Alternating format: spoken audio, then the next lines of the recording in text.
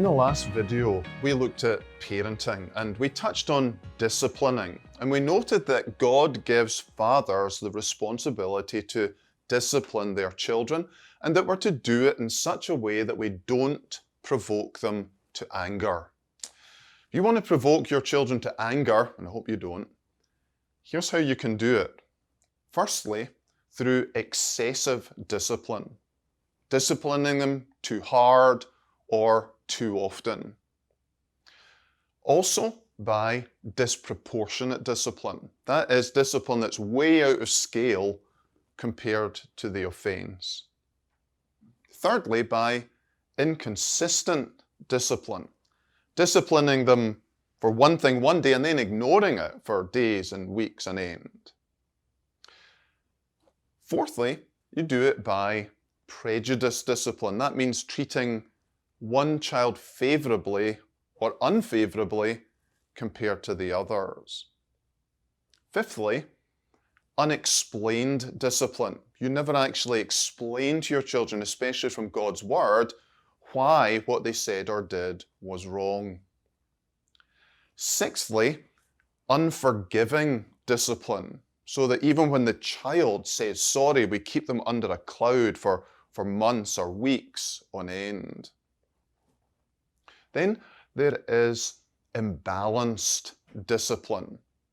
What I mean by imbalanced discipline is that that's all you do. You never actually give any encouragement, any praise, point out any good things in their lives. Then provoke your children to wrath by engaging in humiliating discipline, discipline that belittles and shames them, especially do it in public. That will really do the trick of provoking your children to anger.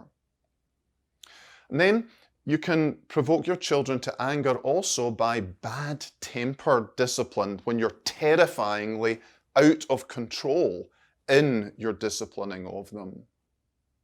Provoke your children to anger by heartless discipline. In other words, not trying to get beyond the words and the actions to the heart of the child and showing them the need for heart change.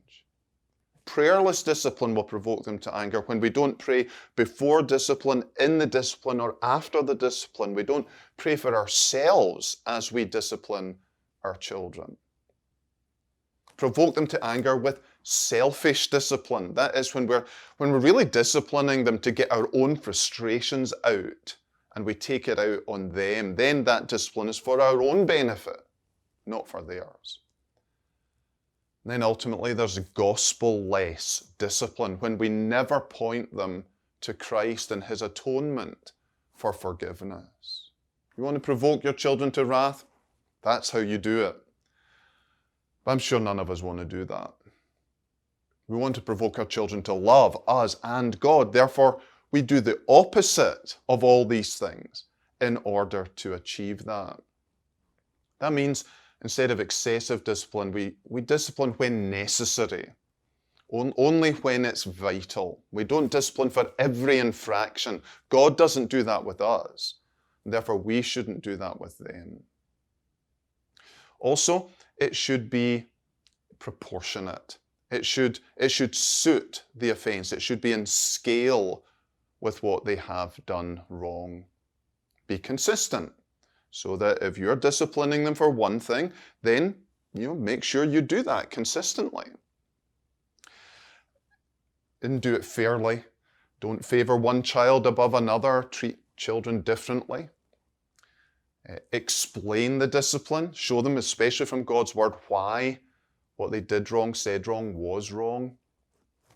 Be forgiving. So that once a child says sorry, it's gone, it's over. Fellowship is restored.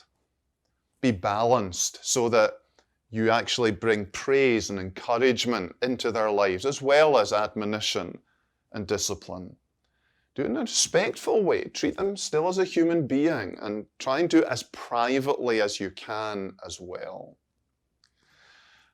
Also, if we want to provoke our children to love God and us, we want to do it in a controlled way, so that we're not in just a bad-tempered rage.